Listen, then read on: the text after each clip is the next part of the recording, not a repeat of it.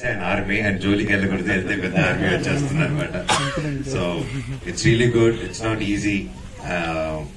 అంచులంచులుగా సొంతంగా పైకి వచ్చి అండ్ ఎంతమంది క్రేజ్ సంపాదించుకొని బిగ్ బాస్ అంటూ షోలో గెలిచి అండ్ ఈ వాజ్ అతని గురించి ఆయన గురించి చెప్పాలంటే he never gave up and ప్రతి ఒక్కరికైనా he also struggled a lot and it's not easy. And ఏ చెట్టుగా గాలున్నట్టు ఇండస్ట్రీలో ఏ చెట్టుగా గాలి అలా కొడుతూ ఉంటుంది అందరికి. కష్టాలు సుఖాలు సమానంగా ఇచ్చేస్తుంది అనమాట ఇండస్ట్రీ. దేవుడు ఎలాగ అందరికి ఇస్తారు, ఇండస్ట్రీ కూడా అలాగే ఇస్తుంది. ఇక్కడ ఉన్న వాళ్ళందరూ అగ్రీ చేస్తారు అనుకుంటారు అది. అండ్ సార్ 100 సినిమాలు తీశారు, ఆయన 100% అగ్రీ చేస్తారు అనుకుంటారు.